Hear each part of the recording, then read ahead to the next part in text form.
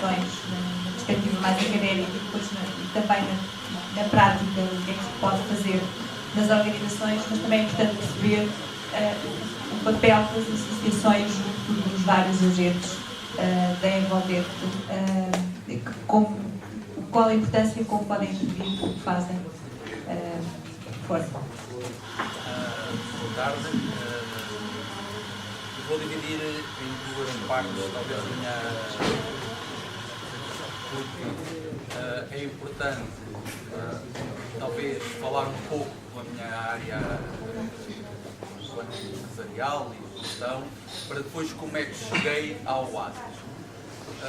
Obrigado à Incêndia, como é evidente, por dar esta oportunidade, neste caso, na minha pessoa, de falar do Oasis, de estudar a questão do Oasis, de explicar então como é que uma organização como o IPSS também tem a sua função de responsabilidade social e como consegue captar junto das outras instituições e empresas, muitas das vezes e só donativos. Em 1993 eu fiz parte de um grupo que foram os GIP, eram os Jovens Empresários de Elevado Potencial, que eram selecionados através de projetos e que nesse ano teve um tema que era tudo deve mudar para que tudo fique na mesma. Isto é de um livro que se chama O Leopardo, de Giuseppe Tomasi, e basicamente na altura o grande tema era o tema da ecologia. Tudo deve mudar para que tudo fique na mesma. Em 1993 isto deu origem ao meu primeiro projeto enquanto empresário, que foi a Repol, na área de reciclagem de embalagens genéricas, o chamado PET, essas garrafas de água que aí estão, que dão origem a fios têxteis. Mais tarde, há 6 anos, entrei na Danbanho. A Danbanho é uma empresa, uma PME portuguesa, capital dinamarquês, e que bebe o conceito muito da empresa do Norte da Europa. Nós fabricamos lavatórios de casa de banho, fabricamos através de resíduos de pedreiras. Isto como é que surgiu? Surgiu há cerca de 16, 17 anos talvez, que a pressão sobre as pedreiras no Norte da Europa chegou a cotas. E então há que ter responsabilidade em termos ecológicos. É um dos fatores da responsabilidade social e as pedreiras não tinham outro remédio senão, se não se libertarem dos resíduos, não podem fazer extração. Claro que através de processos de desenvolvimento académico, isso deu origem a que, aglomerando resíduos de pedreiras com resinas, nós temos os nossos lavatórios que têm o aspecto quase, eu digo quase, muitas das vezes as pessoas convencem-se que é mais bonito do que a pedra, eu acho que sim, mas pronto, tendem a aproximar-se do que é natural. Como organização, dentro da Danbanho, nós temos um conceito que vem de cima, que é não pode ser privilegiado o individual, temos que trabalhar com equipas, temos que privilegiar o coletivo. Uma das ações que vamos fazer de formação este ano é uma ação sobre cidadania. Portanto, o tema ao longo do ano vai ter várias palestras de vários convidados, mas será sempre o desenvolvimento como cidadãos para que dentro da empresa as pessoas tenham outra consciência e possam valorizar-se profissionalmente, como pessoas, e transmitir isso cá para fora. A fábrica está no cartaz, eu esqueci de dizer isto. Ora bem, há cerca de 12 anos, talvez, penso que sim, 12 anos, talvez um pouco mais. Eu entrei na Oasis porque fui convidado, porque graças a Deus não tenho ninguém na minha família dependente ou a necessidade deste tipo de instituições, e quando entrei tinha vou para lá ajudar, qual é a minha experiência, o que é que eu posso valorizar e o que é que eu posso transmitir, digamos, como pai aos meus filhos, que tipo de exemplo é que eles poderão tomar da minha vida e ter o exemplo do meu pai. Então resolvi aceitar. Nestas instituições as direções são sempre direções não pagas, como é evidente, não há, é tudo pro bono, e acabamos por nos envolver e havia que criar qualquer outra coisa dentro da Oasis. O que é que mais valia, o que é que se pode fazer dentro da Oasis para valorizar? Na altura éramos uma instituição que não tínhamos mais de 30 deficientes, hoje temos 60 deficientes, temos 43 funcionários, 16 são licenciados. E graças a isso, e muito graças a eles, conseguiu-se criar dinâmicas dentro da Oasis dentro da área humana e dentro da área ecológica. Eram dois temas que desde há 8 anos nós tivemos como objetivo. Estas duas, a questão humana e ecológica, são no fundo as bases da responsabilidade social.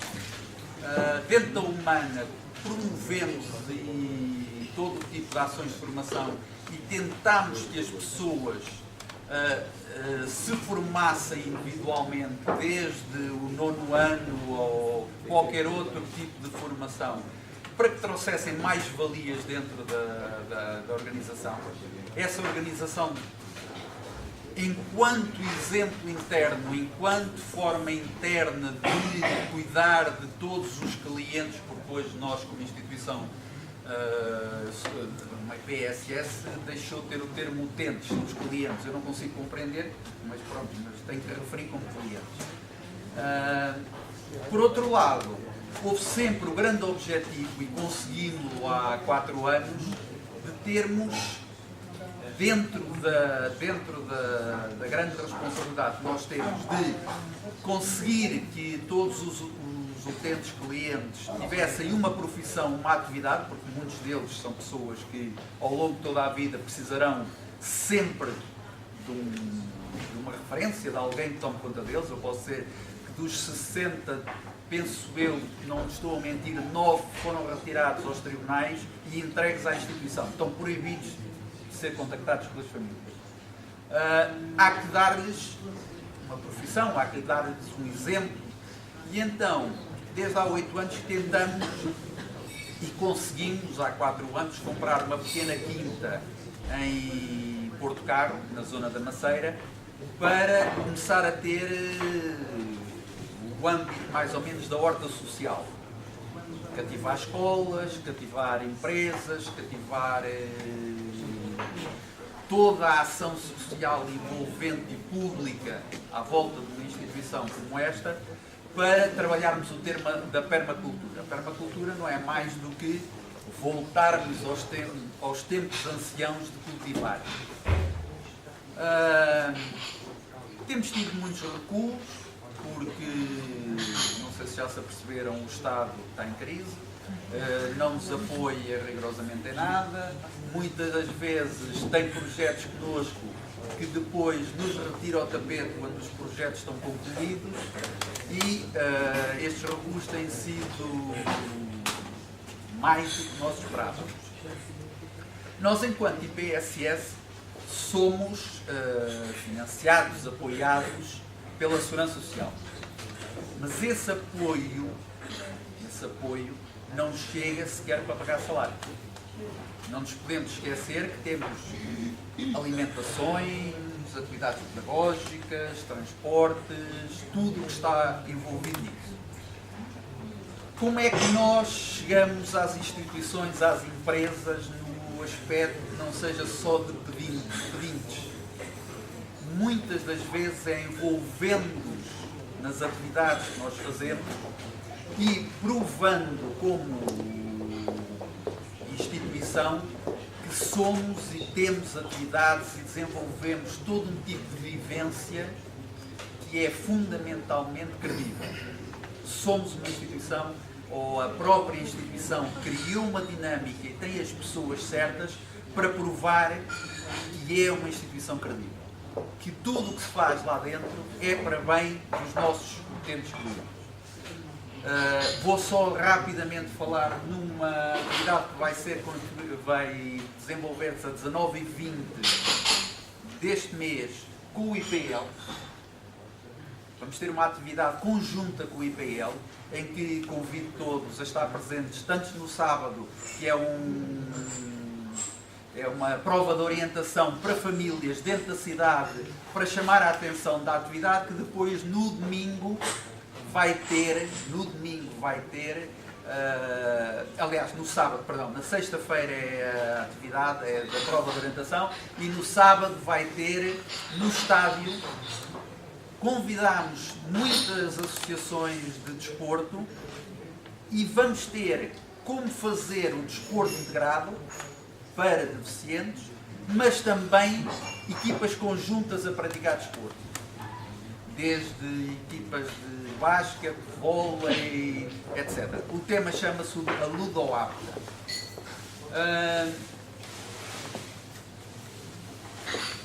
Espero que haja perguntas da vossa parte, espero que se envolvam neste tema e que compreendam que não vou falar sobre questões teóricas e sobre a minha empresa, porque pronto, está dado caso de empresas, então prefiro falar sobre a minha instituição.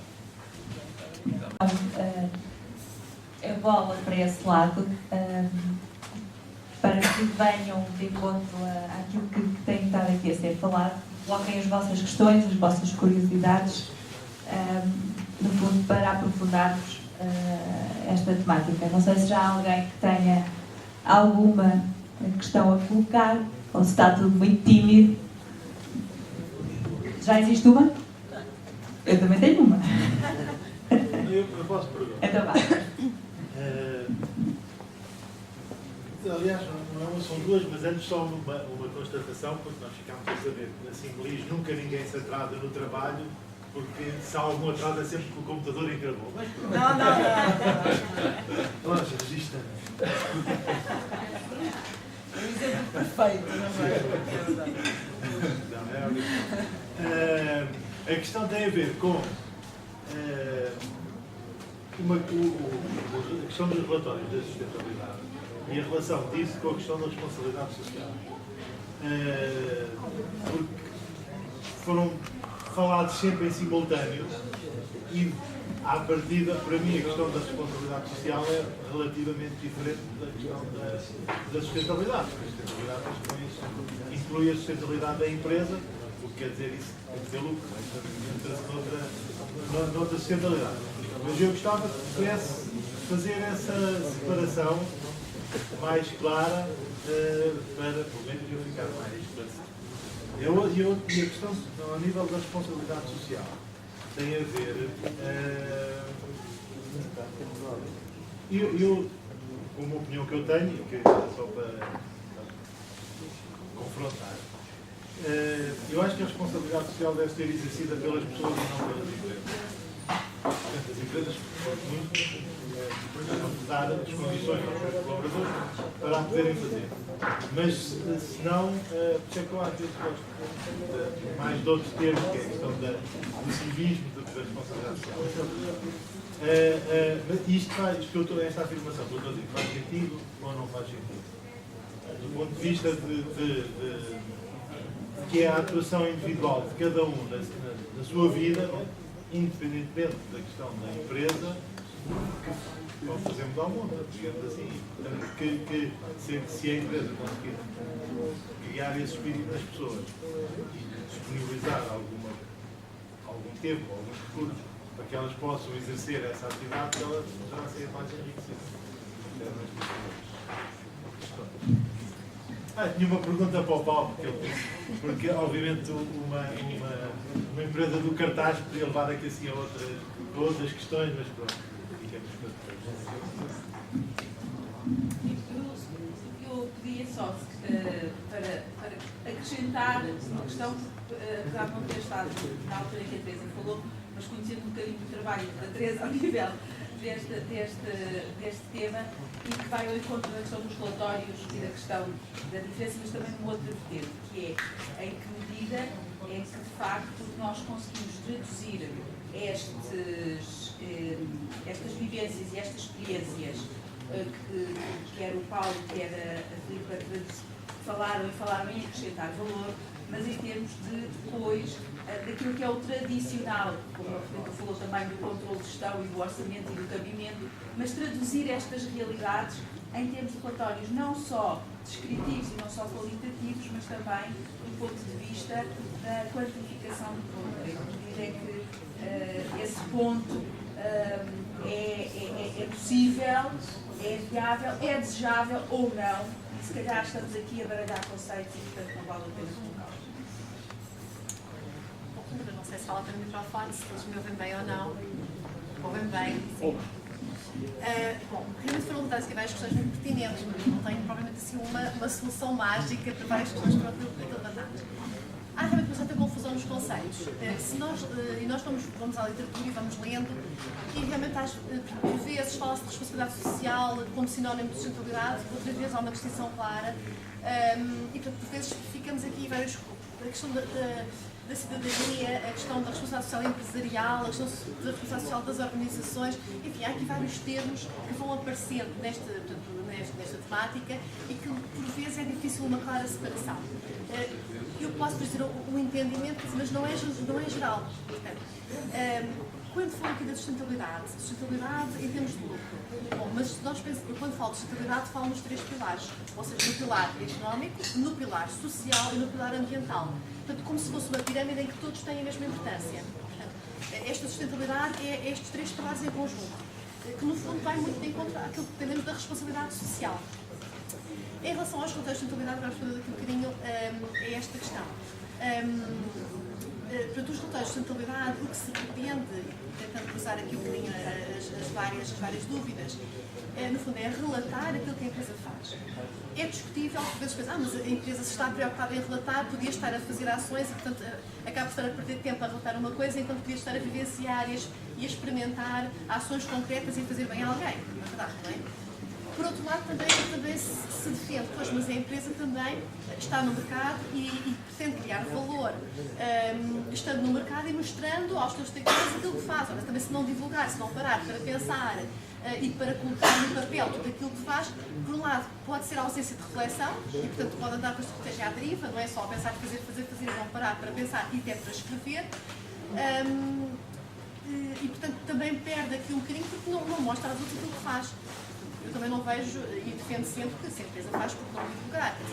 Se acaba por ter campanhas de marketing de outras coisas, aqui não é por uma campanha de marketing, mas é até levar outros a fazer igual, por exemplo. É no fundo mostrar que é possível dentro de uma organização também ter ações que ajudem as pessoas a ser mais felizes, de forma da felicidade. Eu acho que os conceitos de felicidade estão aqui muito ligados, não é? As pessoas sentirem-se melhor no seu trabalho. Estou a falar do pilar das pessoas, do pilar social, mas podia falar dos outros, não é? Portanto, se as pessoas se sentirem melhor no seu trabalho, se as comunidades envolventes se sentirem mais apoiadas pela empresa que está ali, se percebermos que protegemos o nosso ambiente, no limite, lá está, quer dizer, as empresas podem ser fantásticas e até podem ser muito lucrativas, mas se não tivermos planeta, de nada adianta, não é? Portanto, se conseguirem fazer estas 3 dimensões e conseguirem divulgar isso, eu penso que é positivo.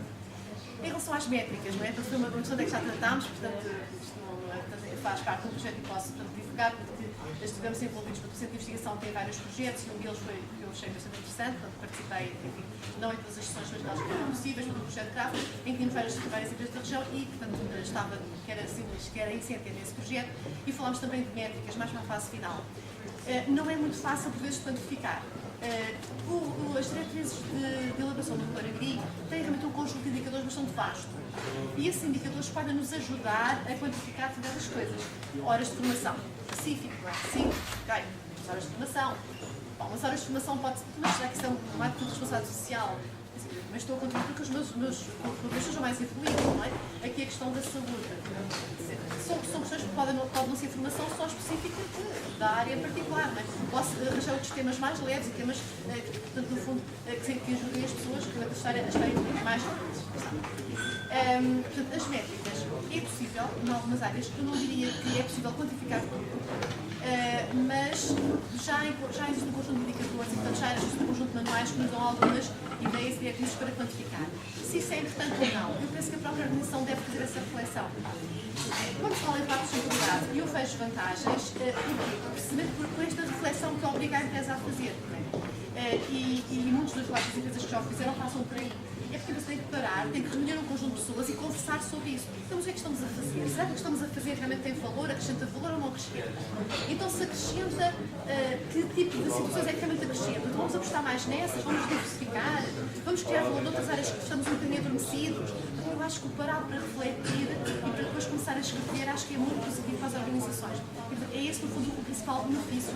Não só o produto final, que depois vai para os stakeholders e é a partilha, e isso também é positivo, mas o próprio processo interno que leva até ao ponto da divulgação. Acho que isso realmente é bastante positivo. Acho que está a faltar aqui uma questão qualquer que me foi colocada, não sei se já respondi a tudo, e entretanto não notei, Estou desejosa de responder às só mais, era uma última questão. Era uma última questão que tinha a ver se a responsabilidade social é das pessoas ou das organizações. Pronto, era essa a questão. Bom, eu acho que as organizações são as pessoas, ou seja, as empresas são as pessoas, ou seja, podemos dizer que são células, não é? No fundo, onde estamos, é um tipo de organização que a sociedade tem, não é? Portanto, nós estamos organizados em empresas, é um tipo de organização, não é? E é ali que passamos muitas horas do nosso dia, mas, obviamente, as empresas são geridas por pessoas, portanto, eu não vejo isto desligado. Óbvio, e também, para mim faz sentido, claro, que a responsabilidade social tem que ser com as pessoas, não é? Mas também conhecemos, e nós pensámos, enfim, em vários países, temos países, eu posso citar a Índia, a China, que para nós são países, são casos mais alarmantes, não é? Mas infelizmente cá em Portugal e noutros países que supostamente não são alarmantes também acontece. Há organizações muito fechadas, em que as pessoas realmente vivem quase uma escravatura. E nós lemos relatórios e nesta área há um relatório muito interessante, por acaso a edição que conheço já não é obviamente recente, mas que diz Social Responsibility Behind the Mask. A responsabilidade social por trás da máscara, em que vem denunciar casos de determinadas organizações, Coca-Cola, não tem nada contra a Coca-Cola, mas está lá escrito para toda a gente ver, em que realmente abriu uma fábrica na Índia, sabemos que é um país que a legislação é quase omissa, não é? E portanto que foi retirar a água potável às populações sem voz, populações, enfim, com um grau de instrução muito baixo e que ninguém as ouve. E ali estão, e ali, portanto, têm a sua fábrica e implementam. Portanto, isto são pessoas que estão lá a gerir aquelas empresas, não é? Portanto, e nesse caso, podemos dizer que a responsabilidade social dos trabalhadores como pessoas, claro, eles não têm hipótese, não é? Ou seja, eles próprios, individualmente, nas suas casas, claro, podem tentar contribuir que a família seja mais feliz, não é? E onde eles têm a possibilidade de liberdade de expressão, claro que sim. Agora, na empresa, provavelmente, não lhes é dada essa oportunidade. Eles estão ali, passam o dia sem a tal felicidade, não é? Portanto, este conceito, obviamente, é de pessoas, e eu acho fundamental passar pelas organizações para que não haja situações de limite de quase escravatura, entre aspas, não é? Mas as pessoas sentirem-se bem, sentirem-se felizes depois do trabalho. Se passamos lá no mínimo 8 horas, 7 horas, se eu não estou contente no posto de trabalho, não é? Para já não sou produtivo, todos nós percebemos isso, não é? Para já não posso tomar as decisões certas porque estou demasiado preocupado com outras questões que me afligem, que não me deixam livre, não me deixam esta tal liberdade de decidir corretamente. E, portanto, daí que eu acho que o caminho tem mesmo de ser para esta tal liberdade, para esta tal responsabilidade social, como nós, a ICT, estamos a falar da ICT participar, porque estes são os nossos 25 anos, não é? Eu acho que tem mostrado isso, aquilo que conheço, tem mostrado bastante esta abertura e este caminho, esse ligeiramente deste caminho, que eu acho que tem que passar por aí. As organizações têm que passar por aí, dar esta liberdade aos seus trabalhadores, não é? De poderem ser mais felizes no seu posto de trabalho, porque só têm a ganhar com isso. Eu começo